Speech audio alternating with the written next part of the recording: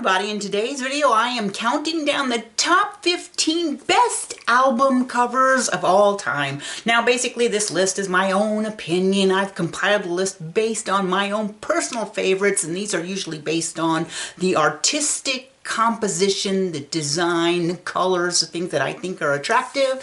Also, some of them just have very fond memories attached to the album, and also some of them is just that I love the album so much I had to include them as my personal favorites. So stay tuned. I am counting down the top 15 best album covers of mostly the 70s, 80s, and 90s. Actually, I don't know if I included any of the 90s, so you'll have to watch to find out, but let's hear the list of the best album covers of all time.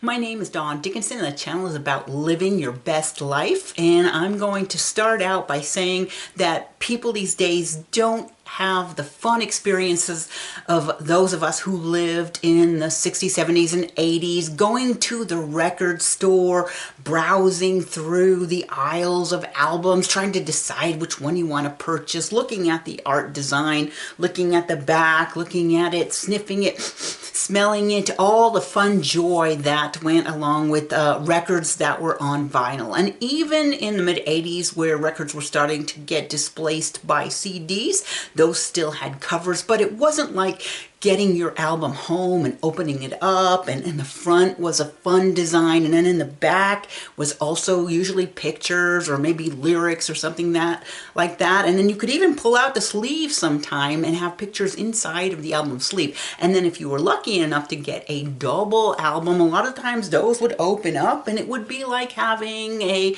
bonus extra picture book inside of your album cover. So that was always fun, and it's a shame that the younger generations don't have that experience of going to the record store. Now, when I was young, basically I was buying albums in the late 1970s, all the way up. But when I was younger, a lot of times I would shop at Kmart. Kmart had a music section, and they had albums. They had albums, and they had the singles, which I also bought a lot of those because that's when I was young and didn't have that much money, and Kmart would have albums for $4.99, $5.99. Actually, when you think of today's dollars, albums were pretty expensive when you think of $4.99, $5.99 in 1978 dollars compared to what it is today. And if you would go to the mall record store, which was always fun, the mall record store, because that's where you'd run into all your friends. The mall, again, I might do a video on how sad it is that young people don't have the joy of going to the mall when you're in high school and college. So the mall record store always was good, had a good selection, but the prices were a little bit higher, usually like $8.99, $9.99 for a album, which when you were young, like me, 15, 16, 17 years old, that could be a lot. So mall record stores, also a good place. Kmart didn't have a lot of variety, but if you was a common bestseller, that was going to be a good place. And then where I lived in Arizona, there was Tower Records over by ASU, Arizona State University, so I would often shop there. That place was huge, had all sorts of a supply. And then this was the very beginning of stores like Zia Record that did used albums. There was one of those near the university. Now ASU back in the 70s and early 80s was nothing like it was today with all the shopping choices. It would be a little basement type store. You'd go in and you'd browse around a little bit with Zia. But again, shopping for albums was always a fun pastime for me and my friends back in the 70s and the 80s. So I am going to count down the list, but it's not going to be any particular order. This is just kind of how it came to me. And some of them, again, I'm choosing them based on the art design, and then others I'm choosing it on the backstory, and then sometimes there's a personal backstory, and I'm going to share those with you. So I'm going to start number one with Boston. Both Boston first and second album had really fun art designs with the spaceship coming down, and the second one also had a spaceship coming down. So I'm going to throw both those up there, Boston 1 and 2. Not only were both of those albums fantastic, especially the first one. It would be great to listen to those with the headphones and listen to like every track on the album was fantastic, but you would get home and it would be just like a work of art that you wanted to hang in your room just because it was such an interesting design. In fact, there wasn't a lot of spaceship stuff going on in artwork that I remember back then, maybe the band UFO, but I didn't see a lot of spaceships on album covers, so that's something I remember about the Boston albums that I really loved. So number 2 I'm putting as Pink Floyd. I loved Pink Floyd. I was a huge Pink Floyd fan. In fact, Pink Floyd is probably my favorite band. Kind of jumps back and forth with Pink Floyd and Led Zeppelin, but a couple of the iconic Floyd albums like Dark Side of the Moon or The Wall. Of course, I had those albums and they were fun, some of my favorites, but they probably weren't my list of the top favorite. My favorite Pink Floyd album was Wish You Were Here, where you had the 2 executives shaking hands and one of the guys is on fire. That was always fun. I was like, how did they make that? You know, back in then they didn't have AI putting flames on stuff, you know, and every song on Wish You Were Here was fantastic. I would play that the entire album side, turn it over and play the other album side. So Pink Floyd, Wish You Were Here, that is the favorite album cover of Pink Floyd's, even though there's so many albums. Like Animals, that was a fun one. So, but I'm still putting Wish We Were Here as number 1 on the Pink Floyd list. So number 3, Led Zeppelin. Well, they had so many albums. How do you pick? Now again, Houses of Holy was kind of the iconic one with little kids going up that stairs. Or that, whatever that was. But my favorite was Physical Graffiti. Well, one is because it was interesting. Sometimes you would see these albums that had little cutouts of the window, and if you moved the sleeve, the artwork could change. You're seeing the little different letters. And in fact, that was also a double album, so you would open it up and there was more inside. And in the back is kind of the back of the building. So Physical Graffiti was good. Probably that's going to be my top, Physical Graffiti, just because it was fun. You could move and you could kind of change it a little bit. But I also really enjoyed Led Zeppelin 1 just because it had the Zeppelin coming, I think it was Hindenburg, you know, about ready to explode. I was like, oh my gosh, I can't believe they made that album cover out of this, and that's their name. Of course, name inspired by something that Keith Moon said to them in a bar about that'll go over like Led Zeppelin. Can't remember the exact words, but again, I love Keith Moon, so that and Led Zeppelin and the Hindenburg was always cool. And of course, one of my favorites also was In Through the Outdoor, a little bit of an interesting cover design, but I'm going to put Physical Graffiti as my top favorite album cover coming from Led Zeppelin. Next, we're going to Rush. Again, Rush. Wow, that's another one of my favorite bands. Like Rush, Led Zeppelin, and Pink Floyd are always jockeying for number 1 position of my favorite bands of all time. Now, I am putting Permanent Waves as number 1 for Rush. Not because it's the best album, but because of the backstory of this. So when I was, in high school, I would go to school. I'd probably get home from school about maybe 4 o'clock. 4 o'clock. And then my dad would come home from work about 6. So I would love it when I would get home. And, back in the 70s and 80s, and I don't know if it's because my family wasn't that fluent back then or if times have just changed. Like we had 1 stereo and we had 1 TV in the big family room. And so basically there's battle over if I'm going to listen to the stereo, if my brother's going to get to watch TV. But it seems like right after work, I had the whole room to myself, and I would always put on an album and dance around and listen to my headphones and stuff. And a lot of times I would set the album cover right in front of the stereo, just sitting out so, whoever walks in the room could see it. And so this one time, my dad comes, I'm, playing Rush, Permanent Waves, fantastic album. And my dad comes home from work and he looks at it and he's like, oh, what are you listening to? Now he's all offended because of the skirt blowing up over her head. And it's funny because he really didn't see anything. It wasn't obscene. It was just, she's walking through like a post-apocalyptic scene and the skirt's blowing up over her head. But yeah, I got in trouble for Rush, the Permanent Waves album. Now, I also liked 2112. I don't think I let my dad ever see that one. But, and then again, Moving Pictures was also a very good Rush album. Although it wasn't my favorite one, but it was a very good cover too. But Permanent Waves takes the prize when it comes to favorite album covers, the Rush edition. Okay, next favorite album cover is Molly Hatchet. Now, oh my gosh, I think every album cover by Molly Hatchet was fantastic. They often used the art of Frank Frazetta, who was one of these fantasy artists. Oh my gosh, I love everything he did. But my favorite 2 Molly Hatchet album covers, one was I think the original one, the big black horse with the huntsman on it with the axe, coming to get you, the death horse. But then again, Flirting with Disaster was also a very good album cover by Molly Hatchet, and even some of theirs, like the Greatest Hits album. I don't usually consider Greatest Hits, but that had a fantastic album cover. But my favorite Molly Hatchet one was the first one, the one with Dreams I'll Never See on it. I think it's the first one where the big black horse and the hooded guy with the axe coming to get you. What a fantastic piece of art. I just love that album cover. One of my favorites, also one of my favorite albums. I just love that song, and I listened to that quite a bit. And I didn't get in trouble for that one.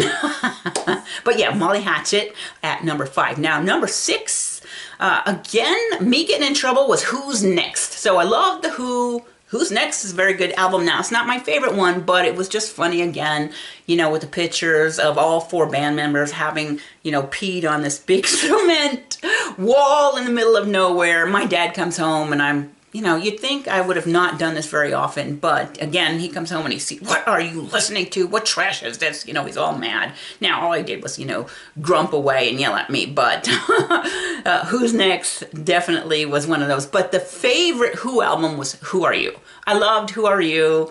And also sad because Who Are You was published just a couple of weeks before Keith Moon passed away. But I love how Keith Moon looks sitting in that chair, and the chair says not to be taken away, which is sad because he died a couple of weeks after that. But Who Are You, fantastic album. And also The Kids Are Alright. I really liked that. It was just the 4 of them sleeping under the British flag. They also had quite a few other good ones. Face Dances had a good album. It's Hard had a good album cover. So, but my favorite Who one is going to be Who Are You, followed by Kids Are All Right. But I'm always going to remember Who's Next. My dad coming in. What are you listening to? Oh my gosh. I'm getting in trouble for that one. So, at number 7, now here is an iconic album, is Lynyrd Skynyrd's Street Survivors. Now, what was amazing about this one, another strange coincidence, is Street Survivors was published in, I think it was 1977. This all went down, right? October 1977. Street Survivors come out. There's a picture of the band, and they are all engulfed in flames. And then the fatal plane crash happened where Ronnie Van Zant, Stephen Gaines, Cassie Gaines all perished. Also some other people who were on that plane. And not long after that, the album was recalled, the cover art was recalled, and they released it with the same, that wasn't the same exact picture of the band, but you've got the band there, but now it's dark, there's no flames. That's the one I had. I had the plain Street Survivors cover with no flames. Now, I had a boyfriend that was a complete Skynyrd fan. He actually found a used copy of the original Street Survivors with the flames in a used record store like Zia. And they must not have realized what they had, because he bought it for like $3.99 or something. I would have loved to gotten hold of that original Street Survivors cover, but after the fatal plane crash, which happened only a short time after that album was released, they pulled it and put this other Street Survivors cover on it, which wasn't as nice. But with respect to the artists who perished, I do understand why they did that. Okay, number 8 is going to be the REO Speedwagon cover. Now, my favorite REO Speedwagon, or at least the one that I played the most, was You Can Tune a Piano, but You Can't Tune a Fish. Kind of a funny cover because you've got this big fish head with a piano fork shoved down the fish. I'm sure all the PETA people had a hard time with that. But my favorite REO Speedwagon cover was Nine Lives. Nine Lives had some really good songs like Only the Strong Survive, which you never hear on the radio again. You probably have never heard it. Go find it on YouTube. It's a really good song. And Back on the Road Again. There were a few others on that album, but the cover was fun. It's got these gals dressed up in these very seductive cat costumes surrounding the members of the band. Very provocative, very sexy, and you could say, oh, that's exploiting women. Oh, come on, let's have some fun, right? It was a very fun, creative Nine Lives, very fun album cover by REO Speedwagon. So at number 9, I've got Billy Joel. Now, my favorite Billy Joel cover was The Stranger. I mean, that one was great. It's got Billy Joel in black and white sitting on a bed looking at the mask. And of course, that goes with the theme of The Stranger, the album, have you ever let your lover see the stranger yourself? It's, how we all have a mask. So I thought that actually tied in very well to the album. In fact, that might be my very favorite Billy Joel album. I mean, my gosh, Scenes from the Italian Restaurant, I'm pretty sure it was off that one, The Stranger. So many good songs on that album. But then I'm also going to put Glass Houses, because that was a fun album cover too, where he's sitting there getting ready to throw a stone into the glass house. So several of the Billy Joel album covers were very good. 42nd Street, there were quite a few that I just can't remember. I actually had just about all of them up into maybe the 1990s, so very good. But The Stranger, my favorite album cover by Billy Joel. So number 10 on my list is AC/DC's Highway to Hell. Now, not that they didn't have any other good covers. I mean, my God, they probably had more albums out than any band in history. They had so many albums, but I loved Highway to Hell. It was such a classic photo of the band members. You got Angus and Malcolm Young. Malcolm, I think, is the one snarling. Maybe it was Angus snarling in it. And then they've all got these somber look and threatening looks, except for Bon Scott is like smiling on Highway to Hell. And what makes this entire thing so ironic, I mean, not only that was just a good photo and setup and expressions, but Bon Scott, the one smiling, is the one who died shortly after that album came out. So kind of ironic, but I just enjoyed it because that was, you know, one of my favorite AC/DC albums, and the fact that they all look so good, the band members, and just, it was a very nice, pleasant picture of Bon Scott, and he was the only one that looked like he was having a good time. And I think they set it up that way on purpose, but I really enjoyed Highway to Hell album cover. Now, at number 11, is Journey. I always loved Journey's artwork. I was a huge Journey fan back in the day. I was so in love with Steve Perry. I mean, first of all, how beautiful he was, and then that long dark hair, but his voice was just phenomenal. There has never been a voice like that before, and I'm sure there will never be one like that again. But anyhow, the Journey albums all had very good artwork on them. Probably my favorite was Evolution, but Infinity also very good. But then you kind of had a consistent theme with them. They had the one Captured, where the ball is being thrown out of the court, which followed, I think, a live album where they're in the ball. But my favorite, again, were the first two, Evolution and Infinity. Actually, those weren't the first two, but the early albums, which would have been like 77, 78, Evolution and Infinity, just because it's a very cool album cover, very cool art design. So Journey is on my list at number 11. Now, number 12 is 38 Special. So 38 Special had a lot of good albums, but I really liked Wild-Eyed Southern Boys. Again, I had to hide this one from my dad because he'd be like, what do you listen to this for? It's when the girl in the super tight pink hot pants shorts is walking up the steps into a bar, and all of the band members are like really googling at her like, you know, and what's funny is like, is this a sexist looking cover? Well, of course it is, but come on, sometimes that is fun, and you have to let loose a little bit and enjoy a little bit of creativity and let boys be boys, right? Wild-Eyed Southern Boys, a very fun album cover. Now, I have another story about this, so even though it happened years after this album came out, which probably came out when I was in high school or maybe college.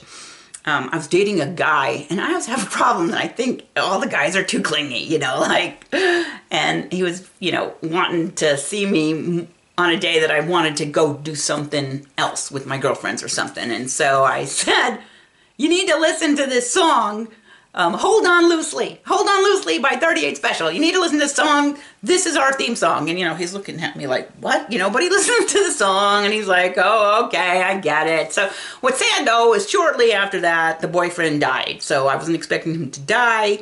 We probably only dated about 9-10 months, but, you know, he was a very nice guy, and it was sad that he died. But, again, it's funny because that's associated with the Wild-Eyed Southern Boys album, and then sometimes when I'm driving the car, that song, Hold On Loosely, comes on the radio, and I'm like, oh my gosh, is that you, Paul? Are you trying to say hello? So, Wild-Eyed Southern Boys is also on my list of my favorite album covers of all time.